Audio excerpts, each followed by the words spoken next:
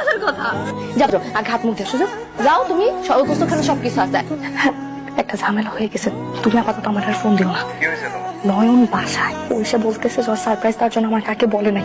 শোনো, আপাতত আমাকে ফোনও দিব না, মেসেজও দিবে না, ঠিক আছে? আমি যদি পারি আমি তোমাকে ফোন দেবো, ওকে? তুমি এত রাতে ফোন দিতেছো কেন? আমি তোমারে বলছি না তুমি এখন যোগাযোগ করো না? আমার পাশে শুয়ে আছে, যদি টের পায়। আমি তোমার বাড়ির বাইরে বাইরে আসো। তুমি কি পাগল হয়ে গেছো? যদি না আসো আমি এখন কিন্তু গেটের কাছ থেকে গেটের মধ্যে ধাক্কি মারবো। তোমার আমি বারবার বলছি তুমি আমার ফোন দিবা না, দেখা করতে আসবা না, এখন দেখতে পারি কি হবে, বুঝতেছো? দেখতে পেলে কি হবে?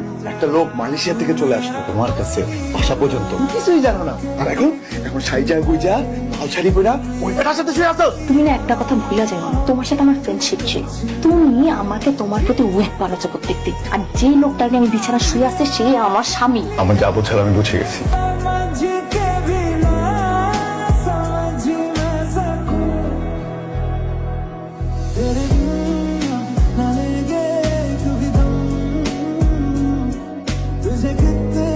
বর্ষা, কখন সে ঘুমাই গেলাম। ট্রেনের সময় হয়েছে তো যাওয়া। শরীরটা ভালো লাগতেছে না। কোথায় ব্যথা?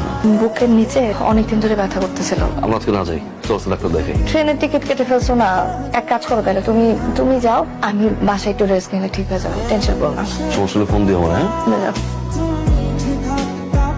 দরজা লাগাই দিও।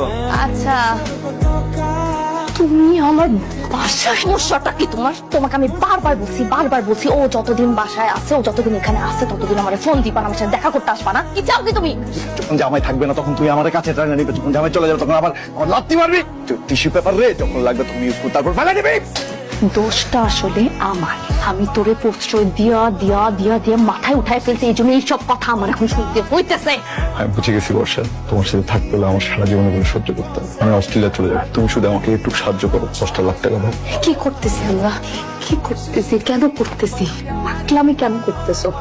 অস্ট্রেলিয়া চলে যাওয়া মামার কাছে, এই সিদ্ধান্ত এইভাবে কেন নিতে হবে? সময় নাও। মাফ করে দাও ওকে। বর্ষা, গেট রাখছো খোলা। বর্ষা, ভিক্ষুক আসছিল তো, ভিক্ষা দেওয়ার পরে। কি ব্যাপার তুমি চলে আসলা যে? ট্রেন তো মিস করছি। তুমি আগে যাও, যা হাত মুখ দিয়ে ফ্রেশ হয়ে যাও। চলো চলো ডাক্তার। আমি বলতেছি তো আমার যাইতে হবে না, তুমি যা হাত মুখ দিয়ে ফ্রেশ এগুলো হয়ে পরে রোগ। আরে বলতেছি না যাবো না, আমি বলতেছি না শরীর খারাপ হবে, আমি যাবো এখন, আমি শোয়া থেকে উঠতে পারি না। তোর বলতেছি যা, ফ্রেশ হও না।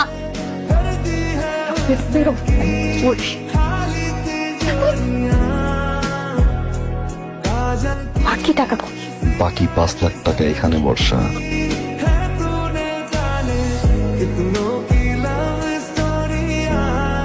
আমি ওর মার কবর জিয়ারত করতে যাবো।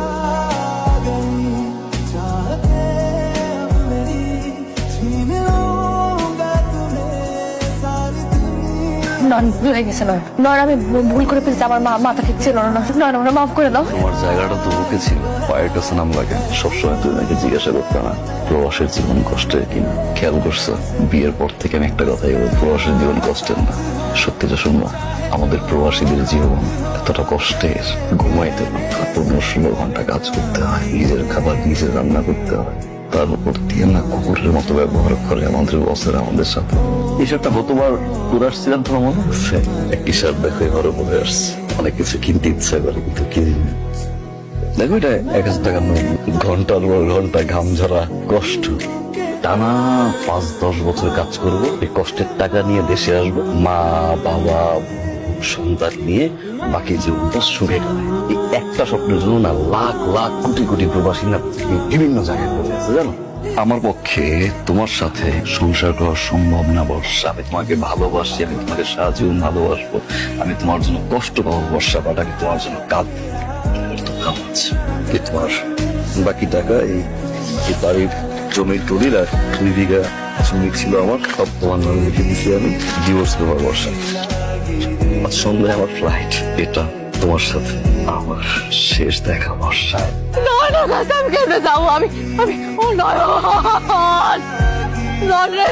আমি ভুল করছি, আমি পাপ করছি, আমি কই যাবো? আমার তো সব শেষ রে।